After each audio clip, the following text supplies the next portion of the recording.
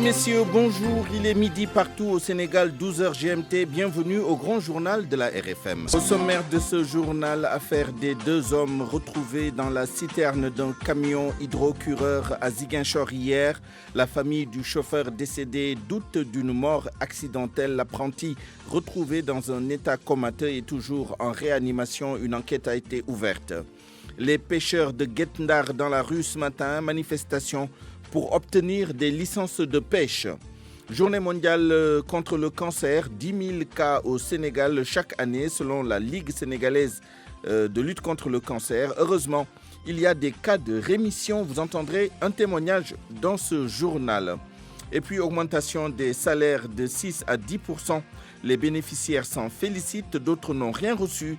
Les réactions des uns et des autres dans notre reportage à suivre dans ce journal. Les titres de l'actualité internationale, Binta Diallo, bonjour. Bonjour Souleymane. Compte à rebours pour la CNE en Guinée-Bissau. Le recomptage des données des commissions régionales issues du second tour de la présidentielle a démarré aujourd'hui. Une instruction de la CEDEAO, dernier délai le 7 février prochain. Les faux drillants à la barre du tribunal de Paris ce matin. Il s'était fait passer pour l'ancien ministre français de la Défense et ont réussi à soustraire à des personnalités 32 milliards de francs CFA, dont entre autres le président du Gabon, Ali Bongo Ondimba, et l'archevêque de Paris. Les États-Unis acceptent Souleymane de retourner au Nigeria les 150 milliards de francs CFA que l'ex-président Sani Abacha avait volés aux contribuables nigérians. À tout à l'heure pour les détails. Le menu du journal des sports que vous nous présenterez, Malal Diagne Junior, bonjour. Bonjour Souleymane, bonjour à tous. Promotion du sport études au Sénégal après Dakar, Mbour et Fatick. La ville de Thiès aura très prochainement son académie pour former des cracks du football. Karaté, Anta Diouf tape du poing sur la table. La championne d'Afrique de 19 ans demande plus de soutien aux autorités de Mbacké, ville dont elle est le porte-étendard. Avec plus de moyens, je vais ramener plus de médailles pour ma ville et pour mon pays, a-t-elle déclaré. Et puis, point de vue sur la prise en charge des malades du cancer. À l'occasion de la journée de lutte contre le cancer, à la mise en onde Abdoulaye Diop, régie d'antenne Pape Omar Diaw. Au lendemain de la découverte du corps sans vie d'El Hadj Bara Ndiaye dans la citerne d'un camion de vidange, c'était hier dans le quartier de Mamatoro à Ziguinchor, c'est la consternation et l'émoi dans la famille du chauffeur décédé. Ses proches doutent que sa mort soit accidentelle au regard des conclusions du certificat de genre de mort établi par le médecin légiste. Toutefois, ils attendent avec confiance les résultats de l'enquête de police ouverte hier. Ziguinchor Laminba. Au sein de la famille Mendy établie à Boutout, c'est la consternation et l'émoi chez les proches de Bara Ndiaye. L'homme retrouvé mort hier dans la citerne d'un camion de vidange à Mamatoro. Ils peinent à réaliser ce qui est arrivé à leurs parents. La victime, c'est mon cousin. On a vraiment de la peine aujourd'hui. Comme vous le constatez, tout le monde est abattu et attristé. Donc c'est quelque chose qu'on ne s'attendait pas du tout. Parce que hier seulement, on était ensemble à la maison et on a pris du thé jusqu'aux environs de 17h. Et on suivait en même temps le match. Bouba Mendy, son cousin, explique que la famille est entrée en possession du certificat de genre de mort.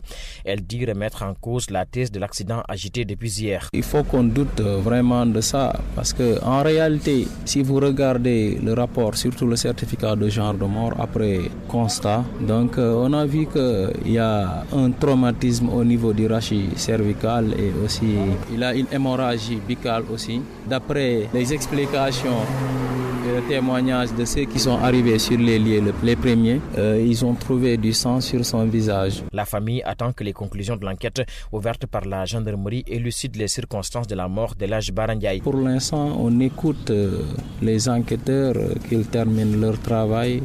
Et après cela, c'est des professionnels, ils pourront nous en dire quelque chose de plus clair. El Hadj Bara Ndiaye, chauffeur, et son apprenti ont été retrouvés hier dans la citerne d'un camion de vidange. Lui avait succombé au moment de la découverte macabre, alors que son apprenti, retrouvé dans un état très mal en point, est hospitalisé à l'hôpital régional de Ziguinchor. Lamine Ba, Ziguinchor, Radio Futur Média. Justement, comme vous le savez, les sapeurs-pompiers ont également extrait un homme qui était dans le coma. Il souffre d'un traumatisme crânien encéphalique, Mais il est toujours en vie et sa situation ce matin était stationnaire. Écoutons les explications de Pascal Faye, le chargé de communication de l'hôpital régional de Ziguinchor où il est admis, au micro de Lamine Ba. Le blessé qui est à l'hôpital, il vit jusqu'à présent. Depuis hier, lorsqu'il a été reçu au niveau des urgences de l'hôpital régional, les examens ont montré qu'il y a une altération de la conscience et il était dans un état septique et il a un traumatisme crânien encéphalique. Ce qui veut dire que de là, on lui a fait la radio, les analyses et également le scanner et il a été admis au niveau de la réanimation de l'hôpital. Depuis hier, il est là-bas, branché sous machine, mais il vit jusqu'à présent. Depuis ce matin, je suis passé là-bas et il vit. Il est toujours dans le coma cervical, mais quand même, il vit jusqu'à présent. Quant à l'autre, c'est un corps sans vie que nous avons reçu depuis hier par les sapeurs-pompiers. Et il y a le certificat de genre de mort qui a été demandé par la sécurité et ce qui a été fait par le docteur Bangoura. Il y a une fracture du rachis cervical avec écoulement de sang au niveau de la région buccale. Il y a aussi le reste du corps qui était imbibé d'eau usée parce qu'il était dans le réservoir du camion. RFM, fréquente modulation 94.0, la radio en puissance.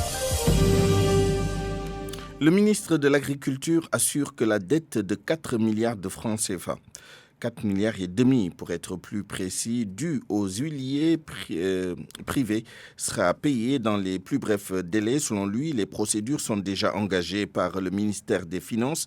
Moussa Baldé précise par ailleurs que la campagne de commercialisation de l'arachide se déroule normalement. Il était l'invité de RFM Matin. Cette année, on ne devra rien aux huiliers parce que ce n'est pas signé de protocole avec eux. Mais on va tout faire payer pour payer les huiliers, notamment Copéol et OAO. On a fait des engagements, le ministère du Budget a fait les engagements. Nous allons les payer.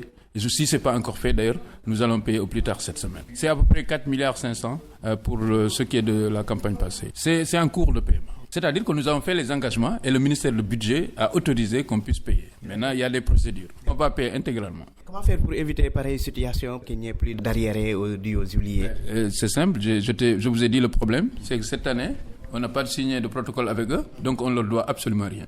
Voilà. À partir de cette année, nous leur devons absolument rien. La Sonacos, c'est une société nationale. Nous allons l'accompagner pour qu'elle puisse avoir autant de graines pour pouvoir vraiment fonctionner pendant au moins une année. Tout se passe très bien parce que pour nous, une campagne de commercialisation qui réussit, c'est une campagne de commercialisation où le producteur arrive à écouler correctement son produit et à bon prix. On avait fixé le prix plancher à 210 francs, mais la vérité du marché, c'est que le prix plancher, cette année, c'est 250 francs.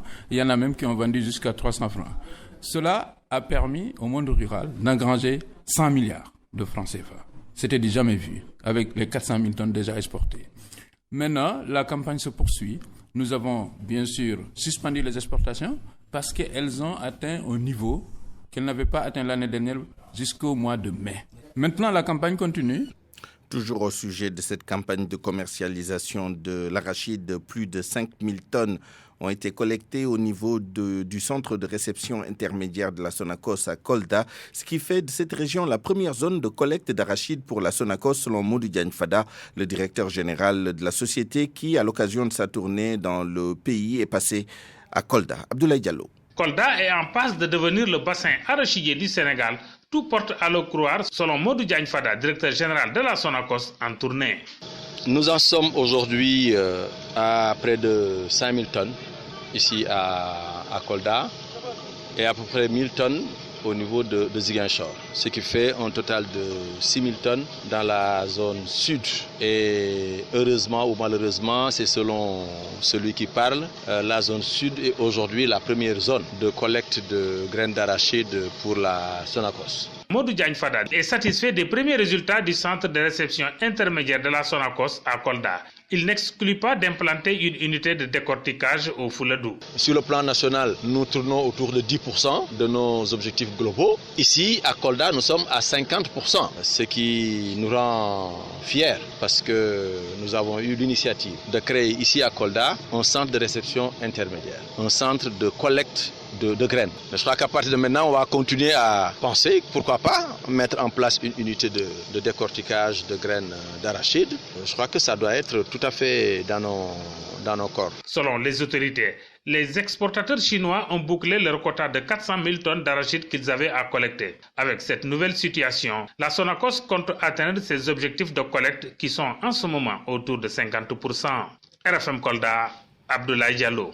Quant aux paysans du Nyombato dans le département de Foundiougne, ils redoutent une difficile période de soudure. Les rendements agricoles sont très faibles dans plusieurs localités de cette zone.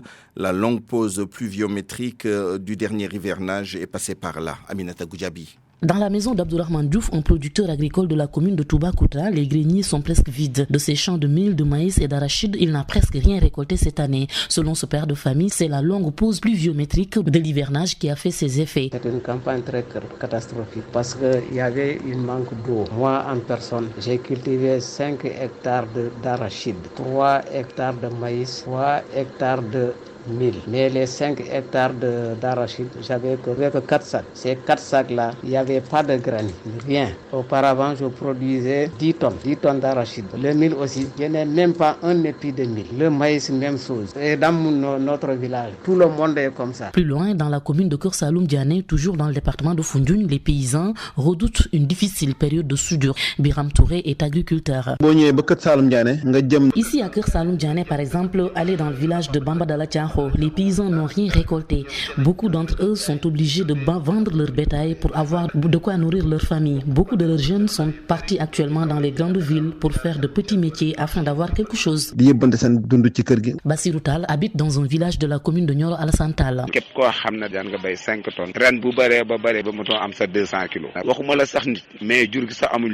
Ces paysans des communes de Toubacouta, Keur Saloum Diané et de Nioro Alassane Tall craignent également des contentieux avec les banques. Beaucoup d'entre eux avaient contracté des prêts pour la campagne agricole. J'ai pris un crédit à la banque. Maintenant, je suis débiteur à la banque. Je ne sais pas comment payer cet argent. Et je n'ai pas de nourriture, je n'ai pas de quoi nourrir ma famille. Le gouvernement, selon eux, doit aussi les aider dans l'acquisition de bonnes semences parce qu'ils n'en auront pas. Aminata Goudiaby, Fatick RFM. Dans les titres, les pêcheurs de Guet-Ndar dans la rue, à l'instant, ils organisent une manifestation pour réclamer les licences de pêche. En direct de la capitale du Nord, Mohamed Nabi Silla, bonjour. Bonjour Suleiman. Comment s'est déroulée cette manifestation ? Oui, une manifestation qui se poursuit à l'instant, actuellement où le pont Moussa Maligaye est complètement bloqué. Des échanges de pierres et de grenades lacrymogènes entre policiers et pêcheurs de Guet-Ndar donc se poursuivent ici sous l'œil impuissant de quelques responsables de pêcheurs qui ont tenté une médiation qui n'a pas encore donné grand-chose. Signalons qu'ils manifestent aujourd'hui contre donc la non-délivrance de ces licences de pêche malgré le paiement des sommes dues pour réclamer ces licences. Rappelons que chaque année, la Mauritanie octroie à l'État du Sénégal 400 licences de pêche. Et donc, ces 400 licences de pêche sont un moment très onéreux, en tout cas pour ces pêcheurs guet-ndariens qui se rendent Suleiman en Mauritanie pour gagner leur vie. Depuis le mois de janvier, ils attendent ces licences 2020. Ces licences 2020 qui tardent à être matérialisées, en tout cas par les autorités des services de la pêche ici. Donc, notons simplement qu'il y a eu quelques blessés, pas moins de 2 policiers blessés sont passés tout à l'heure devant nous du fait de ces jets de pierre, mais également de l'autre côté du pont, certainement il y en a, on n'a pas encore le décompte. En tout cas, ce sont des manifestations qui se poursuivent présentement sur le pont Moussa Maligaye, Suleiman. Merci beaucoup Mohamed Nabi Silla, vous étiez en direct de Saint-Louis où, je vous le rappelle, se déroule une manifestation des pêcheurs de Guet-Ndar. De nouvelles perturbations dans le secteur de l'éducation. Le G7 déroule son deuxième plan d'action avec un débrayage aujourd'hui et une grève totale demain.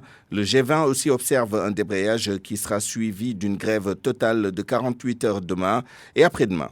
Toujours dans le secteur de l'éducation, les professeurs contractuels de philosophie ont entamé aujourd'hui une grève de 72 heures pour réclamer la reprise de la formation diplômante à la FASTEF. Nous reparlons de la brouille entre le directeur de l'agence de presse sénégalaise et certains de ses agents. Vous le savez, la tension est montée d'un cran avec le licenciement de la chef du service commercial et de la responsable financière de la boîte pour faute lourde, suspension dans la foulée du secrétaire général du SYNPICS, Bamba Kassé, qui est par ailleurs un agent de l'APS. Alors, ce matin, les parties sont convoquées à la section de recherche suite à une plainte déposée par la responsable financière Yaïfa Toumbaï. Mais l'on apprend que des médiations sont entamées pour tenter de ramener le calme. Parlons maintenant du décret d'augmentation des salaires dans le secteur privé devant être appliqué ce mois de janvier. Si du côté de certains salariés, cette mesure est bien respectée, chez d'autres, aucun changement n'est noté, c'est toujours le même montant au bulletin de salaire. Ces derniers demandent à l'État donc de faire le contrôle. Koumba Sandiane Faye est allé à leur rencontre. Voici son reportage. Je suis salarié du secteur privé depuis 6 ans. On est tous au courant pour l'augmentation des salaires. Les nouveaux barèmes des salaires dont le secteur privé devait prendre effet à partir de ce 1er janvier 2020. Une augmentation de salaire devant varier entre 5 et 8%. Augmenter les salaires d'un travailleur, vraiment donner la chance d'une famille. Juridiquement, tous les chefs d'entreprise qui sont dans le secteur privé sont tenus de l'appliquer. Le jeune Ousmane, nom d'emprunt trouvé devant son entreprise, l'air pressé, préfère aussi taire le nom de son lieu de travail, mais s'empresse de nous livrer la nouvelle. Il a vu son salaire de ce mois-ci augmenter. Ce qu'on avait l'habitude de percevoir à la fin de mois, on a aussi augmenté. C'est une grande chance pour nous. Et quel que soit le montant, c'est mieux que rien, semble-t-il dire. Quand nos salaires sont augmentés, ça va se sentir au niveau de la famille. C'est considérable. Ah oui, c'est considérable, on peut dire. Un autre travailleur d'une autre entreprise, toujours du secteur privé. Chez lui, c'est tout le contraire. Pas un seul franc de plus sur son salaire de ce mois. Nous, on ne l'a pas senti. C'est toujours le même montant. Il se dit impuissant. Cet employé ne pense pas pouvoir l'exiger de son employeur et les raisons sont multiples. Réclamer, c'est un peu difficile. Ça dépend du cadre de travail dans lequel on évolue. Certaines entreprises ont des difficultés aussi. C'est plutôt aux autorités de faire appliquer la hausse des salaires. Toujours des lois qui sont ici au Sénégal. La mise en œuvre et l'application de ces lois, ça reste toujours. Des salaires catégoriels dont les différentes branches professionnelles du secteur privé, fruits de négociations tripartites, patronat, État, syndicats, qui ont même pris du temps pour en arriver là. Mais l'application effective va encore attendre, semble-t-il. 12h17, la journée mondiale contre le cancer est célébrée ce 4 février. Au Sénégal, 10 000 nouveaux cas de cette terrible maladie sont enregistrés chaque année selon la Ligue sénégalaise contre le cancer, la LISCA. Le taux de mortalité est très élevé, près de 75% toujours selon la même source. Heureusement, il y a également des cas de rémission. Exemple, Ndiémé Mbaye qui après 50 soins est hors de danger. Awa Mbaye nous la présente. Elle connaît le cancer pour l'avoir vécu doublement. Ndiémé avait le cancer du sein et au même moment, sa mère, le cancer de l'ovaire. Moi, j'avais la maladie avec ma maman, donc je ne m'occupais plus de moi-même. Je m'occupais toujours presque de ma maman. Et presque, on avait la même maladie. Elle avait l'ovaire, une tumeur de l'ovaire. Donc, j'avais même oublié que moi, j'ai la maladie. Aujourd'hui, elle est hors de danger, selon le médecin qui la suit. Une bonne nouvelle pour Ndiémé, après 5 ans de traitement. J'ai perdu beaucoup de fer plus que ça. Alors, donc, je ne peux même pas évaluer ce que j'ai perdu sur ma maladie, même la maladie de ma maman. Mais alhamdoulilah, je ne regrette pas. Et sa foi ne l'a jamais quittée, même quand elle pense à la mort. Moi, j'ai toujours la foi et j'ai toujours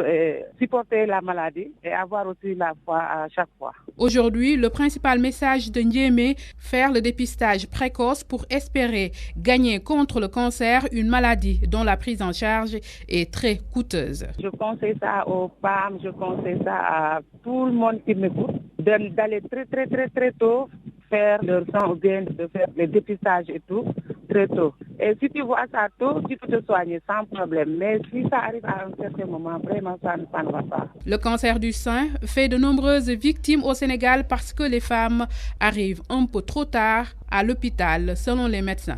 Autre maladie tout aussi grave, l'insuffisance rénale. Le président de la République, vous l'avez sans doute entendu, a demandé au ministre de la Santé et à celui de l'équité sociale de dialoguer avec le mouvement des insuffisants rénaux, ce dans le but d'avoir une meilleure prise en charge des malades. Le président du dit mouvement réagit ce matin. Amidou Diallo parle d'excellentes décisions. On l'écoute au téléphone avec Mohamed Ali Mouba. Nous sommes des insuffisants rénaux depuis 10 ans. Nous combattons pour que les intrants utilisés en hémodialyse ne soient pas surfacturés. On est heureux que le président ait décidé en conseil de ministres de s'adresser à 2 ministres en demandant à ces 2 ministres de voir avec le mouvement des insuffisants rénaux MIRS que je dirige si on peut voir d'autres canaux d'approvisionnement pour que la dialyse qu'elle passe dans le privé de 65 000 à peut-être 5 000 francs. C'est une action honorable du président de la République Et j'en profite pour remercier la première dame qui, elle, nous soutient jusqu'à présent. C'est une décision présidentielle. Et je crois qu'une décision présidentielle ne souffre d'aucune contestation. Donc, je pense que le ministre, mon ministre de tutelle, donc les ministres, en travaillant, en s'exécutant, ils sauvent leur propre famille. RFM. L'actualité internationale. À 12h20, Binta Diallo, rebonjour. Rebonjour Souleymane. D'abord ce mandat d'arrêt contre Jacob Zuma. L'information qui vient de tomber, Souleymane, sur BBC Afrique, un mandat d'arrêt émis contre Jacob Zuma. Il est reproché à l'ancien président sud-africain son absence à son procès pour corruption. Aujourd'hui, ses avocats ont brandi un dossier médical, mais le juge de la haute cour a quand même délivré un mandat d'arrêt contre Zuma, procès renvoyé au 6 mai prochain. En Guinée-Bissau, recomptage des données issues des commissions régionales. Sur instruction de la CEDEAO, les opérations de recomptage ont démarré aujourd'hui sous l'égide de la communauté économique des États de l'Afrique de l'Ouest qui avait donné à la CNE, la Commission nationale électorale, jusqu'au 7 février prochain pour boucler ses travaux. Bissau Noa Mankali. La Commission nationale électorale CNE est en train de procéder à la vérification et la consolidation des données issues des commissions régionales du deuxième tour de l'élection présidentielle qui s'est déroulée ici en Guinée-Bissau le 29 décembre dernier. Suite à des contestations faites par le candidat malheureux Domingos Simões Pereira, supporté par le Parti africain pour l'indépendance de la Guinée du Cap-Vert PAIGC, qui a mis en recours à la Cour suprême de justice. Les résultats annoncés par la Commission nationale électorale ont été vivement contestés. Et suite à la mission de la CEDEAO qui était là la semaine dernière, qui a demandé dans son rapport final que la Commission nationale électorale reprenne des vérifications et la consolidation des données issues des commissions régionales de ce deuxième tour. Cette vérification est en train de se faire sous l'égide de la CEDEAO en présence des représentants des deux candidats et un procès verbal sera établi à la fin de cette procédure de vérification qui est fixée au plus tard par la CEDEAO le 7 février prochain, mais que la Commission nationale électorale est en train de réaliser en ce moment. Noa Mankali-Bissau, RFM.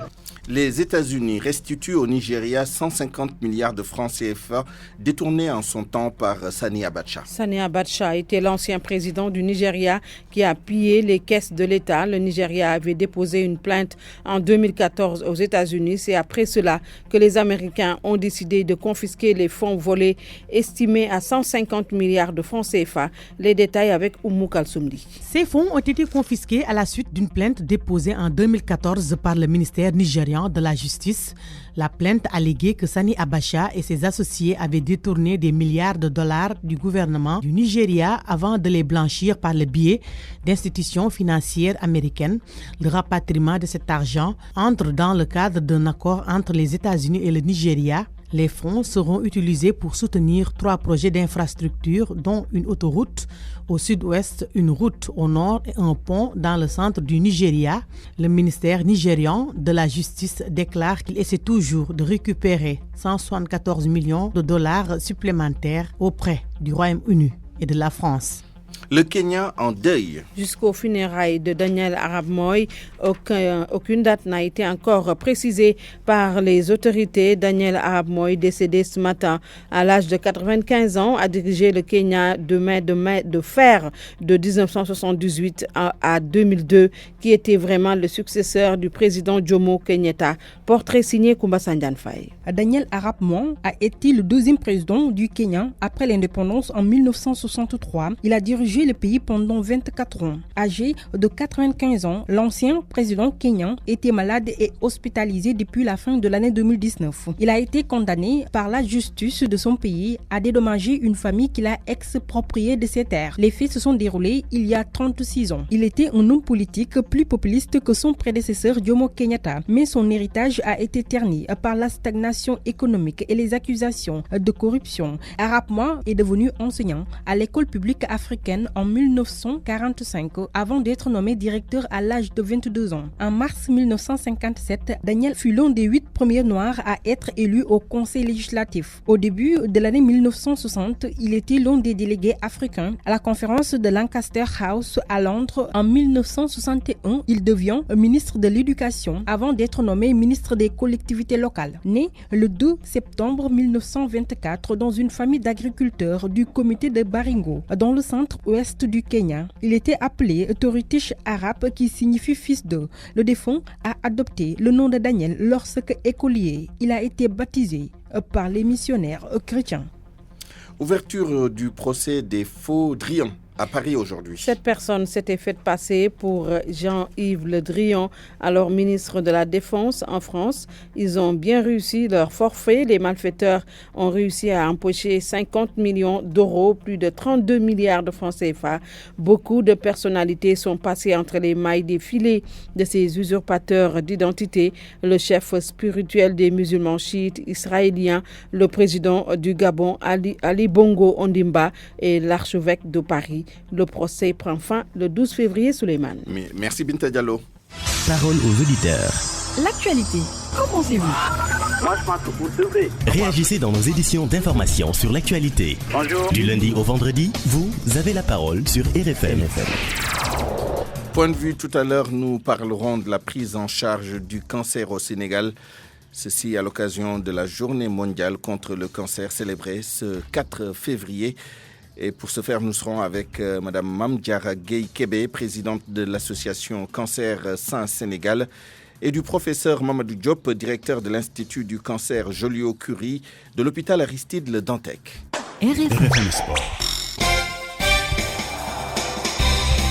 Bienvenue Malal Diagne Junior. Merci Souleymane. Création des centres de formation après Dakar, Mbour et Fatick, Thiès sera servi. Très prochainement, avec la construction d'un centre de formation au sein même du lycée technique de la ville de Thiès, avec un financement de près de 700 millions de francs CFA.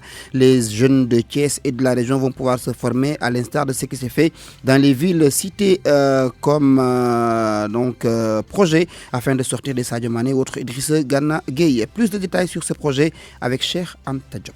Bientôt, Thiès sera doté d'une académie de football comme Jambar de Sali et Génération Foot de Denis Biram Ndao. Cette académie sera érigée au sein du lycée technique de Thiès. Une convention de partenariat a été signée entre les 10 établissements scolaires et Avenir Football Club Dakar Sénégal. Salou Fall, le président de FC Avenir Dakar Sénégal. Là, on vient de signer une convention de 15 ans, renouvelable tacite. On est en train de travailler et de trouver le bout du tunnel. Après la signature, évidemment, on va mettre en place un complexe sportif digne de ce nom et de dernière génération. Et effectivement, c'est à l'image de Jambar et de Génération Foot. Ils nous ont montré la voie. On a récupéré ce qu'on pouvait récupérer et on amènera le plus qu'on va amener. Le proviseur du lycée technique de Thiès, Daour Sen, a dit tout son espoir par rapport à ce projet. Il faut avoir dans le lycée 2 terrains gazonnés synthétiques et 2 terrains gazonnés naturels, plus des infrastructures pour la musculation.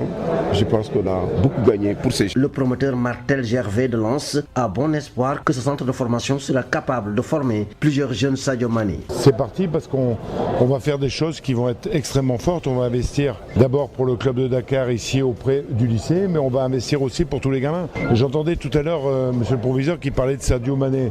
Pour moi, il n'y a qu'un seul Sadio Mané, mais il y a tellement de milliers de jeunes garçons africains qui ont envie aussi de faire du sport, qui ont envie d'être au haut niveau, qui ont envie de profiter de terrain qui soit au niveau, vous avez raison de le souligner. Ce bijou qui va allier sport et formation professionnelle sera une université d'où sortiront de hauts cadres du football. RFM Thiès, Cheikh Anta Diop. Football féminin à présent, le match Sénégal-Libéria aura finalement lieu le 7 mars. Ce sera donc à cette date que les deux équipes vont se rencontrer. Match comptant pour les éliminatoires de la Coupe d'Afrique 2020.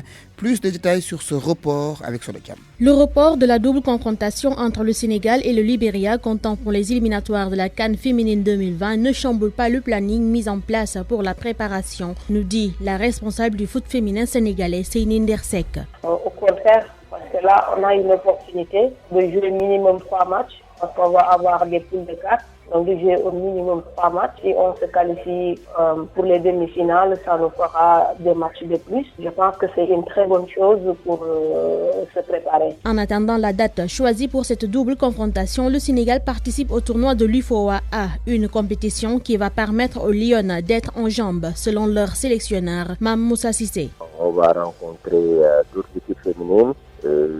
Ça va nous permettre de nous juger par rapport au travail que nous avons fait depuis presque 3 mois. On avait des soucis pour avoir des matchs amicaux, mais ce tournoi-là va nous permettre de jouer contre des équipes de même niveau de la sous-région et de pouvoir apprécier le travail qui a été fait, et pouvoir nous projeter juste après, un mois après, sur les éliminatoires qui vont arriver au mois d'avril. Ce tournoi va certes servir de préparation, mais le staff technique va tenter de trouver un moyen pour le remporter si l'occasion se présente, comme l'ont réussi les protégés de Serigne Saliou Dia chez les hommes. Karaté, Anta Diouf demande plus de soutien aux autorités de Mbaké. Et les championnes d'Afrique en titre à 19 ans seulement, elle a remporté plus d'une vingtaine de médailles, mais le manque de moyens à Mbaké pose problème, raison pour laquelle la championne a décidé de taper sur la table pour demander aux autorités de mieux les accompagner. Son portrait nous est dressé ici par Marie Madiop.